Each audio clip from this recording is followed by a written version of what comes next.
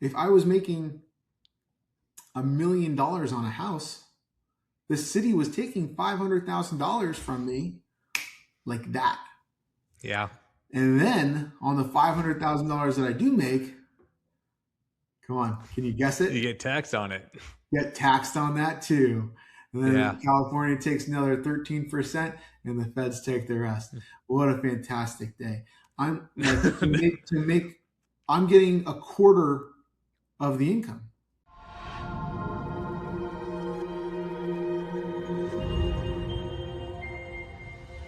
Hello, everyone. Rick Albert here with another episode of The Key to the City of Angels. I'm super excited to have Jason Pie here. Jason, thank you so much for coming on. Hey, thanks for having me. This is exciting stuff. Yeah, so you do all sorts of things, builder, designer, entrepreneur. Kind of talk about what you do and how you got into this space. Yeah, so I started in residential development and construction in 2010. I don't know if that year rings a bell to you. Yeah, that's when I got started. It's good So times, that's good around the times. same time. Yeah. And I went, basically, I kind of got into real estate development pretty early. That was right after the crash. There was a big wave of this sort of happening. I didn't quite understand the market at that time as to like what I was getting into. I was a musician that just needed a job. So I started just swinging a hammer for an hourly pay and kind of got wrapped up into the world of construction, design, architecture, real estate development, all these sort of things that kind of just started building around my world. And I said I didn't give up music. I retired from it. And I just found my ability to my desire to be creative in music Right. was gearing me towards that world. And when I was able to start using that creative energy towards design and towards construction, that's when I kind of just dove all in and really got into it. So it became a passion for me to learn all of the things that I've learned over the last 16 years or so. And so probably the first, I'm gonna say this for the kids, 6 or 7 years. Right? Do I have to do it with the voice? 6, 7. Right? Around for the first, truthfully, probably like the first 7 years of my experience in real estate was really just buckling down, learning. I tell people I was like a racehorse with blinders on. I wasn't looking at anything. I forgot about music. I forgot about the insurance career or the lawyer options and all these other things that I was maybe playing around with. What do I do as a career? I just became laser focused. I wasn't looking at what my friends were doing, wasn't looking at how they were making money. I was just laser focused. And that's sort of around the time I woke up and I was like, oh, like, what am I actually in? What am I actually working on? What am I actually doing? That's when I started to focus on, okay, real estate acquisitions. So I kind of had the build part down, right? I was able to understand fully, all right, now that I've really spent the time learning construction, learning every stage of that, I was able to then start focusing on acquisitions, start focusing on sales process, start focusing on architecture, design. And then around 2018, I had built, I want to say around 250 single family homes. Well, throughout Los Angeles or like whereabouts? Okay. Yeah, throughout Los Angeles, not throughout the country, locally here, infill lots, infill developments. So that means buying, building, and selling all the individual lots, right? So not subdivisions or big development stuff like that. So we had done a lot. I don't know if it was exactly 250, really lost count, truthfully. Or between 200 to 250, somewhere in that range. Sure.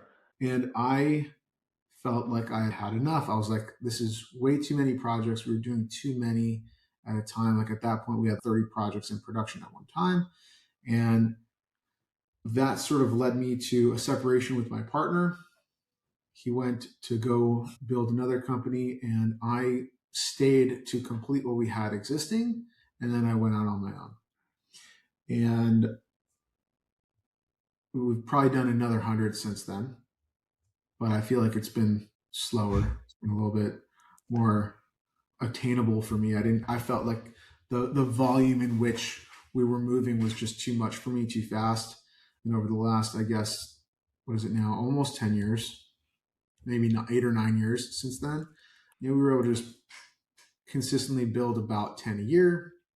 And it's been a really fluid experience since then. So within that last chunk of my experience, so call it, let's say 8 and 8, right? 8 years in the beginning, my last 8 years now, that's when I really started getting into all of the other things.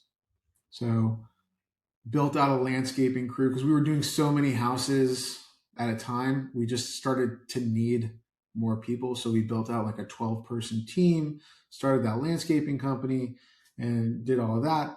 When the split happened, everyone got fired. Then all of a sudden, everyone started coming back, wanting to work for me. So we started the company again and started doing things like that. And that company just exists vertically integrated, essentially, right? Mm-hmm. So yes, we do clientele work, but it's also just integrated within the general construction and development side of my business. And then on the general construction side, we just started, like I used to say that we did 90% development, 10% custom builds. But ever since ULA in 2022 or 2023? Yeah, I think it was 23. I think it was voted on in 22 and then passed, and like it went into effect 23. And this is, for those listening, it was advertised as the mansion tax, which was extremely misleading because it affected commercial buildings as well. But it was basically a transfer tax on, at the time, homes sold over 5 million. I think now it's a little bit higher. And that was 4.4%. And then it was another 5% if it was above it was 10 million. It started out at 5 million at 4.5% and 10 million at 5.5%. There you go. And now it's at 5.4 and 10.4, I believe. Yeah, somewhere around there, right? Because of inflation. The point being is like it decimated the housing market. Like it was bad. Killed it. It was so bad. It is very bad. It should be gone. Huge proponent of getting rid of it. I'm not sure that argument will ever win. Well, they're talking about redoing it because UCLA came out with a study and they said housing development's gone down. I think it was like 18%. It's like something like 1,900 units per year were not being built. And then the money that the city, quote unquote, made isn't building enough housing to compensate for that loss. Yeah. It was bad. I strongly agree. Yeah. So once that came into effect, my business just started tanking. And with that was the conversion of basically going from 90-10 to 10-90 and doing minimal development, mostly custom. So now really we're more focused on the custom builds. We're more focused on clients' projects and doing stuff like that. And that is the landscaping business. That's the architecture business. And that's the custom build side of the business too. So that's just been a complete shift. And then plus with a large majority of my business when I was doing development was in the Palisades. So we had built over 40 houses in the Palisades before the fire. And then once the fire happened, now we're busy building houses there almost completely. Yeah. Now, are you, and I never dug into this, maybe you can answer it. When they're like, oh, how do we rebuild the Palisades? In my mind, I'm like, why aren't they creating a fast track lane for any, because there's, like your point, there was a ton of new construction in the Palisades. Why not have a fast track lane for all homes that were built, let's say, within the last 5 years? Because then you can basically just resubmit those plans, make a few tweaks, and get them instantly approved. And then it saves up space for everyone else. Did you notice when plans were being submitted, it was basically a faster turnaround because the homes are already built? It is faster. Okay. To answer your question or comment, it is faster. There's no doubt. Okay. They have a dedicated unit for the Palisades, and they have a pretty efficient system for minimal changes. So it does go the new construction. Yeah, it does go relatively quick when you're making minimal changes and when you're doing a like for really simple. But if you're making changes that go over the 110%, that's when things begin to feel a little bit more like they were before. Before the fires, permits were taking me 8 months. It was a long time. So even before the fires, when I'd write offers, I'd want long escrows, because why am I going to literally sit paying interest on a purchase just for inventory? I wouldn't Yeah. want to do that. So it was taking about 8 months. Now I would say the average is about 3, Okay. and I've seen it go all the way to 8, but on average it's about 3 to 6 months now for planning. Okay, so maybe someone, because I mentioned this on my podcast before, so maybe somebody listened to it and actually pushed it through. So I feel better. Now, Yeah. you had mentioned you're a musician. I have friends that are musicians. And the mindset of a musician, the stereotypical one's very in the clouds, kind of like all over the place. So then to move into something that can be very analytical can be very challenging. How have you navigated through that? Were you always analytical? I love that question. That is a really great question. I'll tell you, man, I was not expecting to dive into my Right. but I will tell you. So I was a musician from the ages of 15 to 20. Okay. Okay. So really young. And immediately I was entrepreneurial in my music career. So from the ages of 15, I was booking shows for other bands. I was slinging tickets on Sunset Boulevard, City Walk. Sorry, I had a residency at City Walk. I had a residency in Burbank at the CIA. I had nights that were mine that I would book. I was the band manager. I became band manager for at least 3 other bands. I wasn't necessarily a musician. I was interested in the music world, right? Okay. So even with my own creativity, I was designing the labels. I was ordering the CDs, making the merch, setting up those. That was just the kind of guy I was always. So I always say that it's ironic because of what you're saying, but it's like that actually trained me to run a business. That actually trained me to become an entrepreneur. That actually trained me to see all sides of a business opportunity, because yes, selling music is a business, and it really Yeah. is, because you could be the creative who writes the song and sings it and gets up there and does all this stuff. But at the end of the day, if you don't know how to sell it, it's not going to get sold. I knew also I knew by the time I was like 18 ish, I knew that even though I loved music, I wasn't going to be a musician. I knew that I wasn't going to be, I didn't want to travel for work. I didn't want to be jumping around and doing shows. All my friends in vans with things driving around and eating crap and getting robbed, like all the tours and the things and everything. It's brutal. I don't want that life. I don't want it. I knew pretty early on that life wasn't going to be for me. So if I wanted to be in music, I had to figure out another way to enjoy that experience. And that was on the business side. So that's why, like, even law, when I was looking at going to law, it wasn't law because I wanted to be a practicing attorney, is because I wanted to be a manager. I wanted to be an entertainment attorney. So something like that was really where I was more intrigued by that space, and why I was kind of looking at those things. It wasn't because I'm some like in the clouds musician. Right. It's just so funny. Like I had a friend of mine who had started up a couple of different like production companies and all that. And he'd have business partners that were also musicians, but they were very much, I've met them. I'm like, dude, you're in your own world, which is also why you're very good at what you do, to be fair. But then it was always hard to bring it back. And that was always some of the struggles that I would hear. Well, you need those people too. You need the visionary. You need the person who's actually seeing something, and then you need the executor. When you're trying to be the visionary and the executor, it's usually really hard. And that's what building a team is all about, and kind of being able to build out your capabilities, essentially. Right. Now, let's kind of dive into that a little bit, because when you're running multiple companies, luckily, and correct me if I'm wrong, it's all somewhat under the same umbrella, right? Like in the sense of like, this is all real estate. So it's landscaping for real estate. It might be development for real estate. But in terms of managing each one of those categories, how do you organize, basically, how do you organize your day to be able to handle all of this? Yeah. So I'll explain one thing first, just for your audience, just in case. Vertically integrated.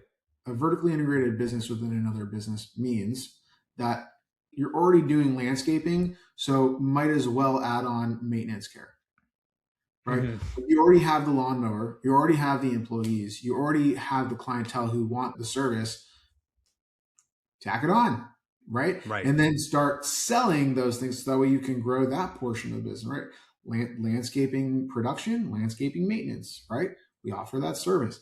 It is not a far stretch, right? Right. So when you're doing real estate development and you're doing that sort of stuff, it's like, okay, well, it would be great if I had a draftsman who can help me draw out plans so I can execute my plans faster, right? And it would be good for me to have an engineer that I, 2 or 3 engineers that I could pass on plans to, so I could produce plans a lot faster. And then I can get a runner to go to the city and do that, right? And then on the design side, if I had a person in-house, I could execute these things faster. I can have more control over what I need and the information that I need and how I can get something faster versus depending on a secondary business for it. In the beginning, all those secondary businesses are needed because you can't necessarily afford the full time, right? But as you begin to grow, you begin to afford the full time and you realize that how much more it can benefit you. So though it is separate businesses, they're all vertically integrated into a one current business that allows me to do everything that I do. Does that make sense? No, 100%. I don't really block out time individually for all of them because they're all, even though they're separated, they're all within this one business. They're all managed within this one business. So that way, if this thing comes up, I'm handling it. If that thing comes up, I'm handling it. I'm not blocking out. Now, if it was a completely separate business, I would agree that, hey, I need to be able to clear my mind space and attack X, Y, Z in the morning, right? Okay, I'm going to handle this business here. I'm going to attack this business in the afternoon or whatever, right? Because they're not the same employees, right? They're not. But when one item comes up, I can still send it to my assistant to deal with, or I can still, my office manager is dealing with all of them, right? So everyone is still the same. It's not completely different payrolls and different things, but it's all managed there. So it's a much different experience than when it's completely separated. And on all the businesses that are separated, I'm more of an investor than I am an operator. So it's different. Okay, fair enough. Yeah, I mean, I guess the big thing is you don't need to take major leaps into different categories. You're right. If someone's installing the sprinkler system, why wouldn't you have them maintain the sprinkler system? Right? They're going to know it better than anyone else. Yep. Yeah. Right? I don't actually end up doing it. I've never jumped to that portion of the business because it's a race to the bottom. So I didn't end up doing maintenance, at least in LA. I see that a lot of other landscaping companies throughout the country do it, but in LA, it's just a race to the bottom. If you want to charge $150 for landscaping maintenance, there's someone who's going to do it for $70. So I can't compete with that. And at $150, I'm still losing money. I need 100 clients for it to make sense. So when I start doing all the math on that, even with wanting to maintain service on the projects that we perform on, it just doesn't make sense. At least for me. No, that's fair. Right. It's just, I've wanted to, but I haven't. Sure. But you're right. I mean, so many times we've called people, it just keeps getting like cheaper and cheaper. But then it gets to the point where it's like, okay, but then you get what you pay for. Oh, 100%. And like, that's a problem.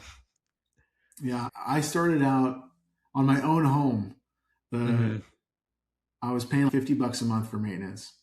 It's great. And all of a sudden the guy just calls me and says, I'm not coming anymore. I'm like, what do you mean? Coming anymore. And then I found someone to do it for $70. And he was like, yeah, but I'm only mowing and blowing. I'm not doing any maintenance. I'm like, what do you mean? You need to pull the weeds and do this and do that. And he's like, no, that's not in my price. And then all of a sudden, he didn't even quit. He just stopped coming. He didn't even tell me. Hasn't been there all the time for 8 weeks. I'm like, what's going on? Yeah. So then finally, I got somebody, and I pay $200 a month for my guy. I'm like, at least he shows up. He cares. He actually takes care of the house. I'm like, it's worth it. Yeah. It's worth it. I know someone, he actually told his gardener, he's like, I'm actually going to pay you more. And you're just going to, if sprinkler head's broken, you just fix it. He's like, I don't want to hear about it. Give get it done, right? Because I think a lot of people, especially when they're trying to save a penny here, or they're trying, oh, I'll just do the work myself. I'm like, oh, you're missing out on the opportunity cost. Then To there's take also that, people who just like it. I have one client who I think he's obsessive compulsive about just cleaning. okay, Like, I'm like, you just waste so much time cleaning.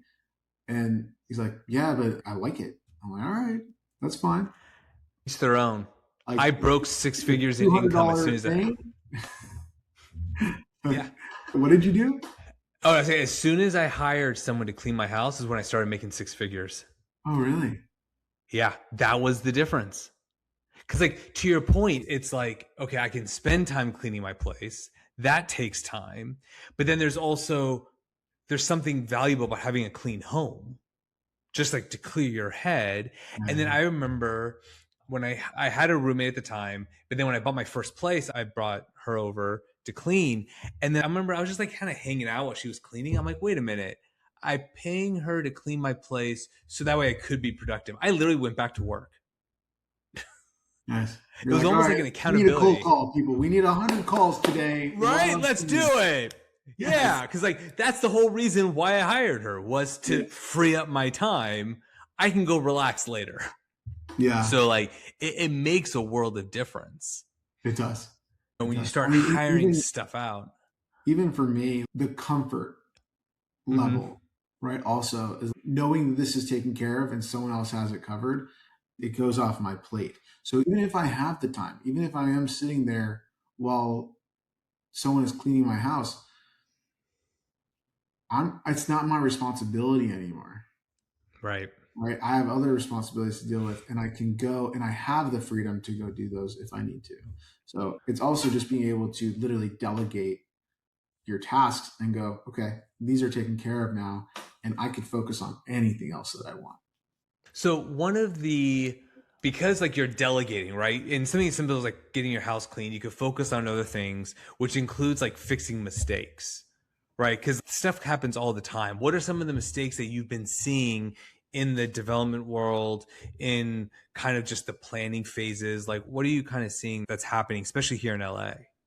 Ooh, well, are we going to like the construction phase? Sure. Are we going to after sale? Like what? Ooh, that's deep. Let's start with the construction side, like before you even get started. Sure. So mistakes that happen on the pre-construction phase, like architecture and design, those sort of things. What really I see happening a lot is people not having clear expectations of what they want, and what they think is something ends up being something else. They don't realize that when you do a plan, if you want something in the house, you have to actually put that in the plan, because it may not execute the same way. Or I'll give you an example, just a really easy one would be like those pocket doors. You know how like those doors slide and they kind of pocket into each other? So you can have them slide and then finish at the end panel, or you can have them pocket inside the wall. Those are two different details. Sure.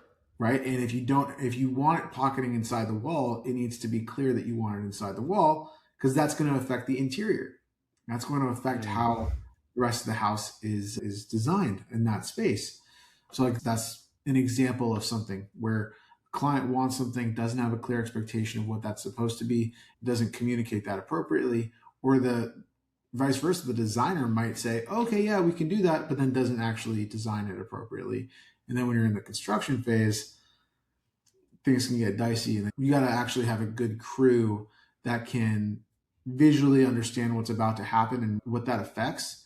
So when you are putting that panel up to create that pocket door, the lights are moved appropriately, the sink is the island, whatever needs to be adjusted to accomplish that can be adjusted. Yeah, I noticed that a lot on the plumbing side.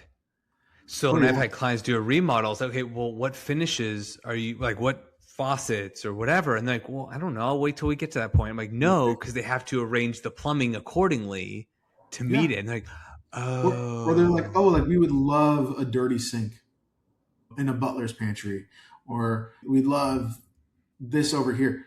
How come that wasn't talked about in the plans? Because I already ran all the plumbing to where it needs to go.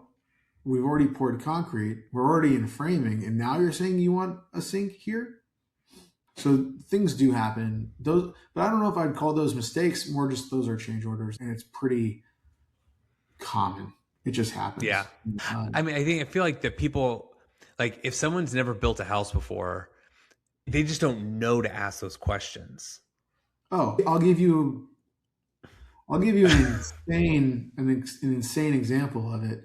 I've told you how many houses I've built, over 300 homes. I built my own house, and I built my own house the way that I build any spec development, like any sort of normal house that I put up for sale, built it the same. My wife had very little input. She had her few notes that she had, and that was it. I really just put up a house and said, this is going to be our home. We've lived in it for 10 years. And every single day that I've lived in this house, I go, it is so different to build a spec home versus building a custom home, because there's so many things that I should have known, that I should have needed, that I should have been more cognizant of, and I should have been more aware of, and that I should have had more insight into as a family and as a family unit, and how I want to live and how I want to experience my space. I didn't know until it was mine, until I lived in it, until my kids grew up in that house, and until all these things where I'm like, oh, this would be more effective for me and my family. If I had XYZ, this would be way better. It is a completely different design process. It's a completely different build process. And there are so many little minute adjustments that take place to accomplish those things. The last house I had purchased for ourselves, we did like a remodel, addition, and we converted the garage to an ADU. But we did everything we could to have every little detail laid out, right? But even down to like, we wanted a pull down ladder for the attic, so it's easier to access. Or we put outlets in the closet for the home office, so like the printer can go in there, everything go in there, and the doors just close. And I'll tell you, when we sold the house, most of my competition was sitting on the market for months. We got ours sold in 9 days. That's crazy. And it was right. Wow. And it was like, and the price wasn't like, we didn't get a bidding war or anything like that, but it was like those little details where, oh wow, you actually paid attention. This is convenient. This is perfect. Exactly what we need. Right? Yeah. I shit you not. Because there's things about the house that were very specific, right? Like the office was built out to be an office. My daughter's room was built out to be a kid's room. And it just so happened we found the exact buyer who's like, no, we need a home office. We're planning on having our first kid. Like everything was done like perfect for like them. So we also, I would argue, got lucky. Sure. No, but it's part of it, but I'm cool with it. Right? I'm not complaining. I'm happy for them. They're great people. So looking ahead in Los Angeles real estate, in terms of development, what do you think is going to happen kind of going forward in the development space? That's a really big question. It is a big question. I'm not a hugely political person. No, but it plays a huge role. It does play a huge role. And that's kind of why it's hard for me to answer it, because I'll say this. I have my own political views and my own political opinions, but I will stand firm in saying I'm not the person that's going to solve all the problems. Like it's way over my head, and I can't say, hey, that'll work, that won't work. It's just not my business to really know how things should work and don't work. I know with certainty ULA doesn't work. I saw it fail firsthand. It was a very frustrating experience for me to go through. But with that being said, I don't know. I see real estate development right now, the people who are being successful with it are the ED1 builders. Those are like those 30 unit, 7-story buildings with one bedroom, one bath. Little tiny things. Efficiency units almost. Efficiency units, with HUD housing and stuff like that probably, and a lot of those things. So I see a lot of people buying 7,000 square foot lots and putting 30 units on it, something like that. I don't know. I don't know the numbers, but I'm not doing those projects. But things like that in that sort of arena. So those guys are eager because there's government funding after it. Okay. They're easy to fund because of government regulations, and they're easy to pass because California is pushing heavily to get units into California. Right. So basically the regulations are kind of out the window because they want the unit count. Right. So those guys are seeming to be successful with what they're doing. I see buyers, people who are interested in buying right now, those guys are going to do really well because they are finding things at discount. Like this is now an opportunity where sellers are about to start feeling pressure, and they're going to start letting go of things. And people who are interested in buying ABC locations, they're probably going to buy on the right side. I'm seeing those guys really be the most bullish in the real estate market in Los Angeles, particularly. I see a lot of my residential colleagues struggling. They have houses on the market, they're sitting, they're bleeding money. And maybe it's not every person. I think there are some people who are selling and making tons of money and really happy, and some comp on Gretna Green in Brentwood, and all of a sudden that guy made $1 million. Okay, great. But that guy, great. Fantastic. Super happy. What about the other 10 guys who are stuck with inventory that won't move, or their loans coming due? Their hard money lender is calling their loan because it's time and they won't renew. All of those sort of guys, those guys are going to be really pressured. And I don't see how, I personally struggle with seeing how we would want to continue to invest in California with those sort of factors being what we're up against. That's my struggle.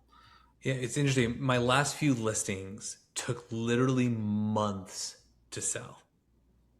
Like great houses, average price points, 6 months. But they all sold within striking distance of what we expected them to sell for. Okay. That was the interesting part. It wasn't like hundreds of thousands of dollars off. It wasn't even 10% off. It was meaning the pricing was right. It's just needed to be the right buyer. Right. Which I usually don't like blaming the market. I always feel like that's kind of a cop out when you're selling like the average resale home, right? It's like, it's either because the agent's not doing enough marketing or it's the price. But I'll be damned. We were like $2,500 short on one of my listings from what we were expecting it to sell for. Right. Okay. So it's just, it is a little bit of time. I think some buyers are just like on the fence. Some don't have to move. I just showed a couple properties to clients yesterday, and it's a townhouse, brand new construction. They're going for over $1 million. I think also there's a lot of people who are in golden handcuffs. 100%. Yeah. The low interest rates, if they don't have to move. Like for me, that I'm in that bucket. Count me in. I've got I've got a 2% or something like that, or 2.1, 2.2, something in that range. Yeah, it's free money. I'm like, I can't sell this. I can't do anything with this. I'm stuck. Yeah. Even with all the equity that I've increased in my home, I can't tap into it. Can't do it. I mean, I can get a HELOC on it, but I can't. Sure. I'm not going to refinance. What do you do with it? That would be crazy. It is genuinely free money. It's genuinely free money. So there has to be such an incentive for the buyer and the seller to make those moves. Yeah. And it could be interest rates, right? If they drop the interest rates, that could create movement. I always thought it was interesting. We had the capital gains exclusion, right? $250,000 if you're single, $500,000 if you're married. Yep. It'd be interesting if there was like no cap, no matter what. I heard an interesting topic on that is that they haven't increased that in like many years. I don't remember what the year count was, but they kind of stopped it and then never increased it. So that's an interesting thing too, at least at the minimum, increasing it year over year. So many things get increased on an incentive basis. That has not. So that's interesting. Right? Because like I think there's probably enough baby boomers that would move. Oh, for sure. Right? But then it gets back to, okay, I collect my $500,000 for me and my significant other. great. And then, yeah, there's more money. It's going to get taxed, which some people might say, well, boo-hoo that you just made hundreds of thousands of dollars and you're getting taxed on it. But they're looking at it as this is my retirement. Yeah. I got to, right? And therefore I'm not moving. So you can say boo-hoo all you want, but do you want to buy the house? Well, you got to convince them to move. Or at least 1031ing on your personal residences could be interesting. Yeah, that'd be interesting too. If you could do a 1030, like their version of a 1031 exchange for, yeah, why not? Yes, that way you can keep your basis. Mm-hmm. I don't know. Like I said, I'm not the one that's going to solve these above problems. My pay grade. It's like way over my head. I can't even begin because there's so many factors that I think we as like normal human beings don't consider. There's so many factors of how one domino will affect the other. And that's why I think being a politician is a very important job. I just feel like maybe today it's a little bit more of a clown show than it is an actual job. That's the only word I have. Oh yeah, no, we just moved. We're still in LA County, just happen to be just outside of LA. And people are like, how do you like it? I'm like, well, I don't have to vote for mayor, so that's a plus. Like, it's not a decision I have to make. Yeah. Especially you happen to live in a great neighborhood. I love your pocket. I appreciate that. No, we're very happy. And it was never our intention necessarily, but you're right. I've talked to people when they're like, well, how come this country has universal health care? I'm like, well, that's only one part of their budget. I can't comment on why can they do it and we can't. There's probably a million other factors. Maybe they don't have a great homeless program. Maybe they don't have something else to kind of offset it, and therefore they can focus. It is a complicated issue, even for housing. People are like, we want cheaper rent. And I'm like, why do you deserve cheaper rent when you live in a city that has great weather year round? You can go surfing in the morning, snowboarding in the afternoon. You can throw a dart on a map and eat anywhere. There's a price for that. But I mean, we also have the city is sinking in some respect because we have areas like 3rd Street Promenade. That's particularly a street that I see where when I was a teenager, that's where we went to hang out. I don't know about you, but like we would drive down to Santa Monica, we'd go to the pier, go to the 3rd Street, go hang out, go grab this, go grab that, go shopping. It was booming. It was a great place to go. Today, like I take my kids there sometimes, take my wife there on a Sunday. Empty. Like everything's closing down. Everything's closing shop. What the heck is going on here? Yeah. To me, it's a blaring sign of something is wrong.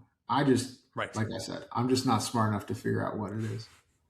Or to be fair, don't have the desire. I meet people who complain about politicians. They complain about this, complain about that. I'm like, why? How does that affect your day to day? Right. Get back to work. You got shit to do.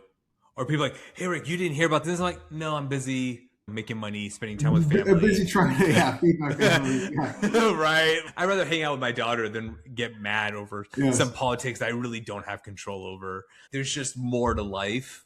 And I think that, you're right. It's just not for me to figure out. If a future president wants to make me HUD secretary, I'll consider it. And is this your nomination request? It depends. Are you going to second it? Sure. Yeah, right. Yeah, fuck it. What's the worst that could happen? It's housing market collapse. Than current, right? Right. I actually do believe. I think instead of building more housing, I think there just has to be ways to get people to move. Well, there was an interesting thought that, well, it wasn't necessarily about moving, but it was incentivizing other builds. I think one of the crazy things about LA, and kind of sucks, truthfully, you were talking about a listing you had in your North Hollywood where it sold for still over $1 million. And it's, I don't want to say North Hollywood is a bad area. North Hollywood's a great pocket, but there are, like in every neighborhood, there's streets that are kind of not the best. You have a little bit more homeless. You have a little bit more graffiti and stuff going on around there. Okay, so we understand that. But we said even like that was a starter home, 2-bed, 1-bathroom. Yeah, is it? Or 2-bed, 2-bath. 2-bed, 2-bath for just over $1 million. That's not a starter home for a lot of people. Right, that's a lot of money. And was it nice or was it remodeled? Or yeah, it was nice. Okay, yeah, right. Move in. One of the things I've recently heard that I thought was interesting is if you incentivized not cheaper building, but lower cost living. If you go back to the 40s, 50s, 60s, the increase in volume of home building, probably a huge scam on the bank side. I can be honest about that. I think there's a lot of benefit for the banks for people to want to buy homes. But look at those houses. They were all 1,200, 1,300 square feet, 3-bed, 1.5 bath, very modest homes. Even we see them here in LA. You see a house that was built in the 60s, 70s, 80s. They're small homes. They weren't big. But now, like, those homes aren't being built here. No. So you can't get a brand new home that's 1,300 square feet in LA. That doesn't exist. Right. Why is no one incentivized to build those? Well, land costs too much, right? I can't buy a $3 million piece of dirt, put a 1,300 square foot home on there, and expect to sell it for $5 million. That's an insane request. So how do you incentivize builders to build those starter homes, to build homes that are more effective, that you could build a large majority of starter homes? Even a lot of the tract home builders, they're not building 1,300 square foot homes. Right. Their low square footage counts are 2,200, 2,500. And then they have the 4,500s, the 6,000s. And they got like these big things. And they're all in their different developments, in their different areas where they're buying land in volume to reduce their land costs. And then they're building infrastructure. How can we build more affordable opportunities? It's very difficult. Yeah. But also, to be fair, you build a home and you got to put solar panels on it. That alone is 20 to 30 grand. I said the city alone was costing me about $250,000 to $300,000, somewhere in that range, before ULA. Yeah, because you had the linkage fees, school fees, permits, all that. Solar, upgraded this, upgraded that. All of the imposed building elements of the city just saying, hey, a gray water, that all of these things that you just sort of keep on tacking on. And it happens so eloquently. The city's just really good at it. They're like, oh, now do this. Oh, well, that's $15,000 more to do on every single job. Yeah, okay. You know what? It's $15,000. Let's just go. But that's 5,000 more. That's this month. That's this. And then all of a sudden you look back and you're like, whoa, when I was building houses in 2015 to where I was building now, forget about inflation of that period. It's literally costing me X amount of dollars more. And then X amount of dollars more, X amount of dollars. And it just constantly got up. And then once ULA came into effect, a minimum of $250,000 just there. So all of a sudden, if I was making $1 million on a house, the city was taking $500,000 from me like that. Yeah. And then on the $500,000 that I do make, come on, can you guess it? You get taxed on it. Get taxed on that too. And then California takes another 13% and the feds take the rest. What a fantastic day. I'm getting a quarter of the income. Yeah. That's tough. Yeah, the return's just not there. And to be fair, like when Measure ULA first came out, my first reaction was, this sucks for everybody in between. Because if they're not building as many, because let's be real, if a developer can build a $10 million home, they already have their own wealth to some degree, or they have the right connections. Like they need to build it, sure, to make money, but like they don't have to necessarily build in LA. Like it wouldn't be that much of a stretch to go to Orange County or even go to Beverly Hills, Culver City. But regardless, they're building less. So now that's less real estate agents per transaction. That's less home inspectors. That's less workers. That's less permit. Like all the people that were involved in each transaction now just also lost business. Yeah. So you're not just taxing the wealthy, you're like taking work away from people in between. And to be honest with you, I probably had some insight into how that affected others. Sure. But it was a narrow view for me.